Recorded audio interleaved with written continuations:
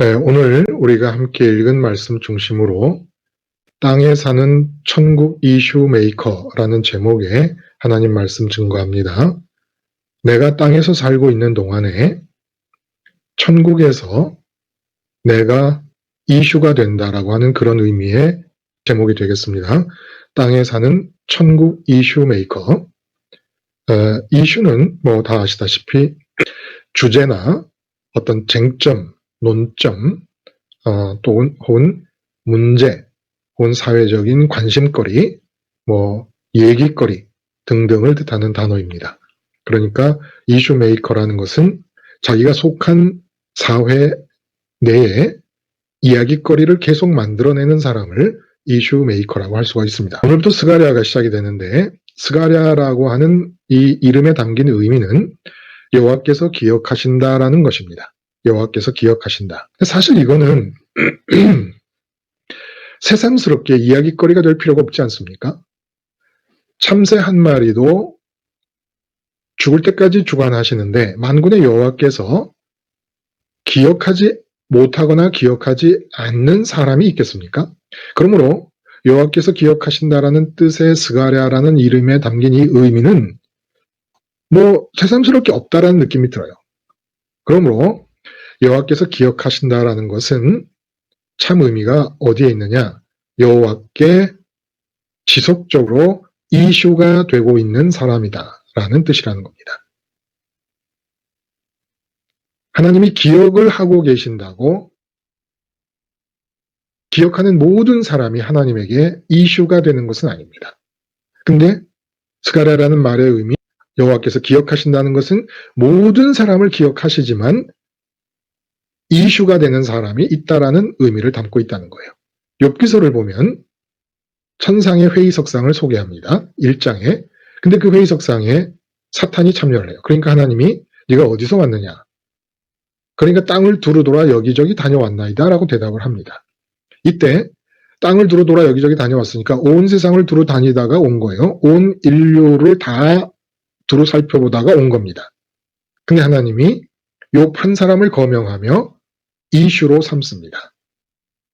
이게 바로 기억하고 있다는 참 의미라는 것입니다. 욥처럼 정직한 사람을 보았느냐? 온전해서 하나님을 경외하며 악에서 떠난 사람을 보았느냐? 그러자 사탄이 이 하나님의 말씀에 이의를 제기합니다. 이 이슈가 된 거예요. 논쟁거리가 된 거고 얘기거리가 된 것입니다. 그래서 믿음으로 구원 얻는다는 말을 스가랴 선지자의 방식으로 바꾸어 말하면 하늘 이슈 메이킹으로 구원을 얻는다. 이렇게 얘기할 수도 있다는 거예요. 누가복음 15장 7절에 보면은 죄인 한 사람이 회개하면 하늘에서는 회개할 것 없는 의인 99으로 말미암아 기뻐하는 것보다 더하리라. 의인 99이라는 것은 회개할 필요가 없는 의인 99은 세상에 존재하지 않습니다. 자기 자신이 회개할 필요가 없는 아니면 회개할 필요가 없다는 생각은 하지 않아도 회개하지 않고 있는 스스로 의인이라고 하는 사람 99명보다 그러니까 그 사람들은 천국에서 전혀 이슈가 되지 않는다는 거예요. 그 사람이 존재하고 있고 그 사람의 머리털까지 하나님이 다 세고 계시지만은 그 사람들은 하나님에게 이슈가 되지 않는다는 겁니다.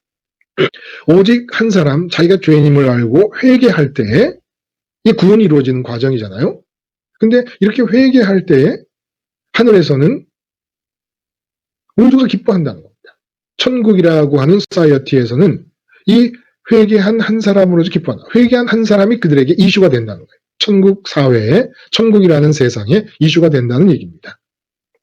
그래서 땅에서 사는 동안에 내가 하늘에 이슈를 던지는 일이 왜 이렇게 중요하냐?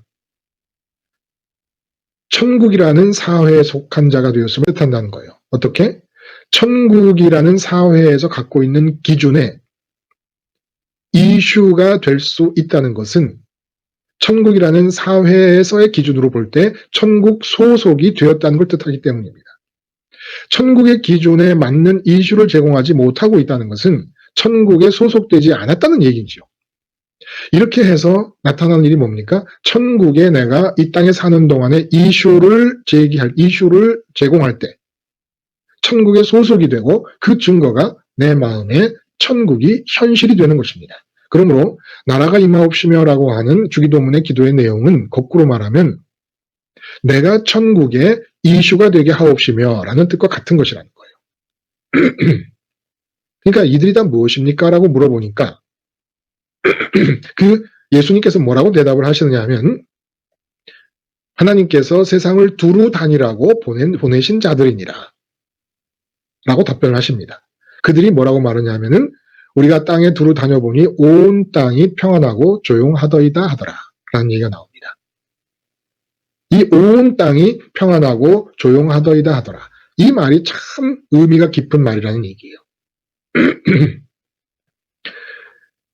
그래서 학자들은 페르시아 제국이 최전성기를 이룰 시점이기 때문에 주전 520년경이 그 대제국 내에서 안정된 삶을 살고 있었던 상황을 얘기하는 것이다. 이렇게 얘기를 합니다. 이거는 정말로 커다란 넌센스지요. 이 세상은 하나님에 의해서 다스려지고 있는데 하나님이 이 세상을 어떻게 다스리십니까?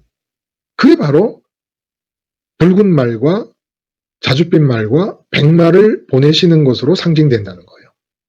예수님이 붉은 말을 타고 계신 것은 뒤에 있는 붉은 말과는 색깔의 의미가 다릅니다. 예수님은 하나님의 공의의 심판이 주어지는 것이고 또 그렇게 공의의 심판이 예수님에게 주어짐으로써 흘리신 그 피가 사유하심의 능력이 된다라고 하는 의미에서 붉은 말을 타고 계십니다. 근데 이 뒤에 나오는 붉은 말과 자줏빛 말과 백마는 이 세상을 하나님이 다스리심이 땅에 임하는 것을 상징하고 있다는 거예요. 땅을 두루 다니라고 보내신 자들이다라는 얘기야. 그럼 붉은 말은 뭐예요? 환난과 고통과 어려움과 재난을 말합니다. 그럼 백색 말은 뭡니까? 그 반대예요. 죄악 가운데 인간들이 원하는 형통과 번영과 안정을 얘기합니다. 죄악 속에서 생각하는 형통이에요. 그게 백색입니다. 그럼 자줏빛은 뭡니까?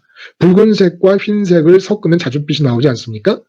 고난과 힘들고 고통스러움이 주어지고 있는 상황에서 모든 인간은 죄악된 가운데서 이 세상 속에서의 희망을 갖고 흰색, 백색으로 표현되는 상황으로 가기 위한 삶을 살아갑니다. 이게 자줏빛으로 표현된다는 거예요. 이렇게 해서 붉은색과 자주색과 백색으로 상징되는 죄악된 인간들의 죄악됨이 표현되는 길을 하나님께서 주관하고 계신다라는 것을 나타내고 있다는 겁니다. 근데 이들이 온 세상을 다니고 와서 온 세상이 평안하더이다. 평안하고 조용하더이다. 라는 얘기를 했습니다. 이것이 뜻하는 바가 뭡니까? 한마디로 이 말씀을 이해하기 위한 키는 우리가 읽지 않은 5절에 하나님께서 이스라엘 백성들을 향하여 호소하시는 말씀 중에 내게로 돌아오라. 나도 너희에게로 가리라. 내게로 돌아오라. 라는 말씀을 2번을 반복하는 얘기가 나옵니다. 이 내게로 돌아오라는 얘기가 뭐예요? 지금 네 마음이 돈에 밀착되어 있다. 그래서 돈을 벌겠다는 생각으로 휘말려서 살고 있다. 그러니까 그 돈을 등지고 돈과의 밀착을 중단하고 내게로 돌아와서 나와 밀착해라. 나와 밀착한 상태에서 내가 돈에 대해서 생각하고 있는 나의 생각에 휘말려서 살아라. 내게로 돌아오라는 얘기입니다. 근데 온 세상은 어떡합니까? 여호와께로 돌아와서 여호와 하나님과 밀착된 사람이 아무도 없습니다. 모두가 세상에 밀착된 상태에서 세상에 의해서 포로되고 세상에 의해서 정복된 상태에서 살고 있습니다. 이 상황에 조금의 변화도 없다는 것을 평온하고 조용하더이다라고 나타낸 보고를 했다는 것입니다. 세상에는 전쟁이 없을 때가 없었습니다. 나라와 나라, 민족과 민족 간의 전쟁이 있고 단체와 단체 간의 갈등이 없을 때가 없습니다. 개인을 봐도 그래요. 문제가 없을 때가 없습니다. 조용하고 평온하고 조용하더이다. 말이 안 됩니다.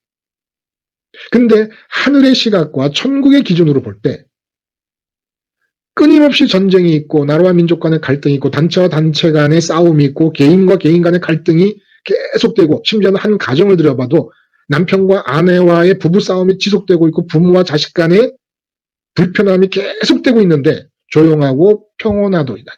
평온하고 조용하더이다라고 보고를 합니다.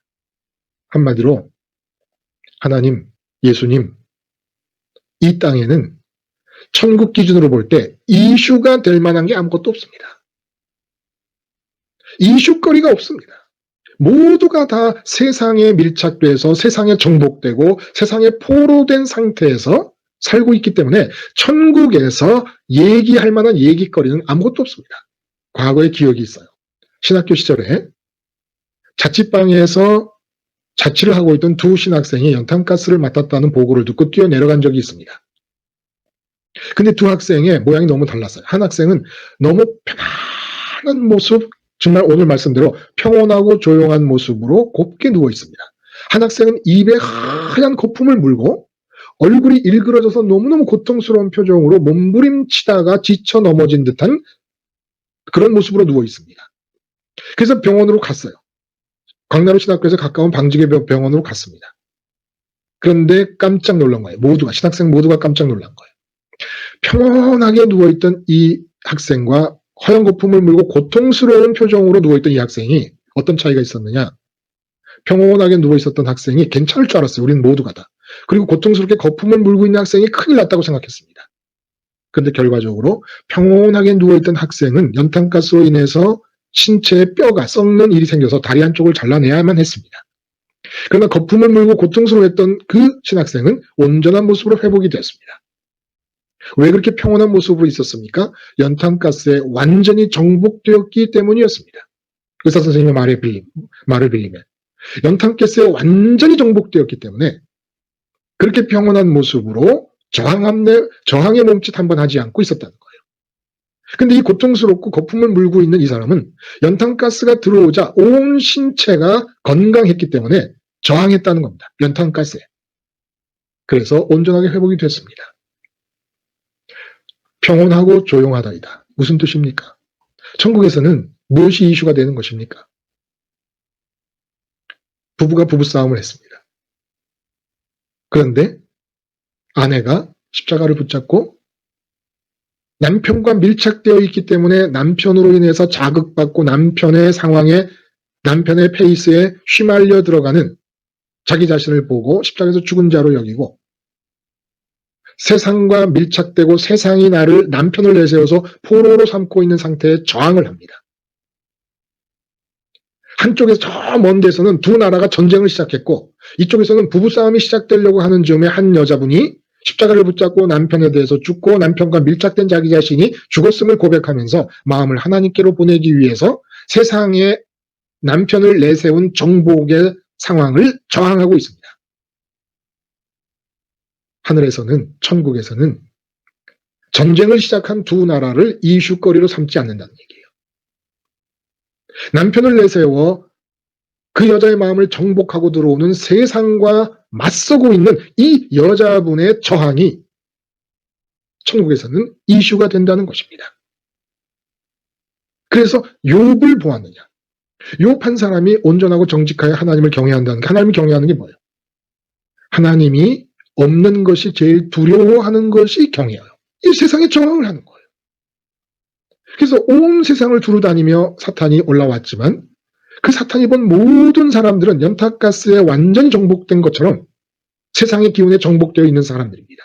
그러나 세상의 기운에 정복되어 있기 때문에 어떤 일이 일어납니까? 전쟁을 일으킵니다. 당리당략을 위해서 싸웁니다.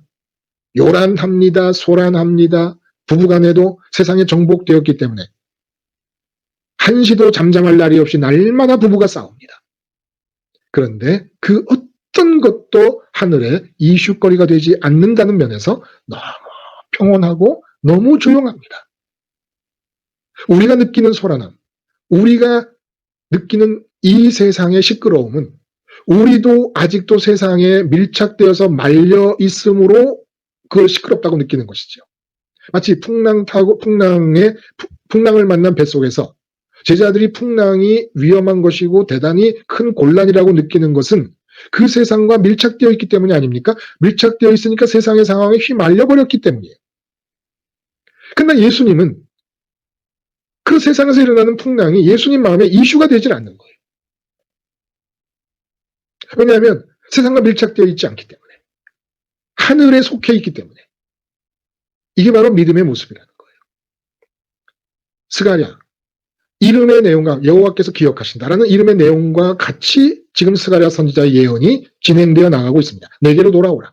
너희 선조들이 그러지 않았던 것과 같이 그렇게 하지 말고 내게로 돌아오라. 나도 너희에게 돌아오리라. 세상에 밀착되어 있는 상태에서 세상에 휘말려서 살지 말고 내게로 돌아오라. 세상에 저항해라. 세상의 정복과 세상의 포로됨의 결박을 끊기 위해서 십자가를 붙잡아라. 오늘 본문에는 곧바로 성전의 이야기가 나옵니다. 예수님께서 하나님에게 중보기도를 드립니다. 언제까지? 70년 동안 선민들이 고통을 받았습니다. 이제 불쌍히 여겨주세요. 무슨 뜻입니까? 성전 재건을 하게 해주세요. 그래서 세상에 포로되어 살고 있는 바람에 세상과 밀착되어 살고 있었기 때문에 왜 선민이 그러냐는 거예요. 그래서 하나님께 징벌을 받아서 70년 동안 포로 생활을 했으니 이제는 성전을 짓게 허락하여 주심으로 성전을 통해서 세상에 저항하게 해주시옵소서. 세상의 정복의 기운과 세상의 결박을 끊게 해주시옵소서. 세상과의 밀착을 중단하게 해주시옵소서. 기도하는 겁니다. 그리고 그 성전을 다시 짓게 해달라는 예수님의 기도가 당신 자신이 십자가에서 죽으시면서 뭐라 그래요? 너희가 이 성전을 헐라. 내가 3일 만에 다시 세우겠노라. 라고 하시는 말씀으로 그대로 표현되어 나타났다는 겁니다. 왜 주님이 십자가에서 죽으셨습니까? 하늘의 이슈가 되게끔 하려고.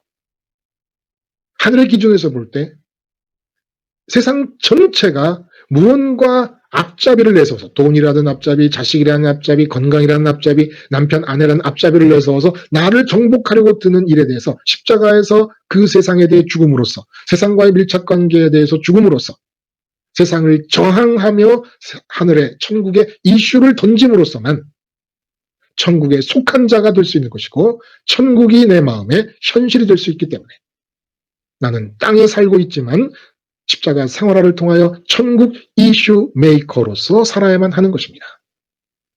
십자가를 통해 수많은 가지가지의 앞잡이를 내세워 나를 정복하려 하는 이 세상을 향해서 끊임없이 저항함으로써 날마다 하늘에서 내 자신과 내 자신의 삶의 사건들이 이슈가 될 수 있는 땅에 사는 천국 이슈 메이커들이 되시기를 간절히 바랍니다.